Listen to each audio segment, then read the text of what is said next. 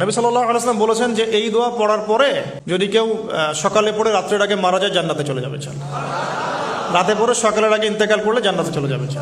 সাইয়্যিদুল ইস্তিগফার, আমার সাথে বলবেন আল্লাহুম্মা আনতা রাব্বি লা ইলাহা ইল্লা আনতা খালাকতানি আনা আবদুক ওয়া আনা আলা আহদিক ওয়া ওয়া'দিকা মাস্তাতা'ত আউযু বিকা মিন শাররি মা সানা'ত আবুউ লাক বিনি'মাতিকা আলাই ওয়া আবুউ বিযানবি ফাগফির লি ফাইন্নাহু লা ইয়াগফিরুয যুনুবা ইল্লা আনতা।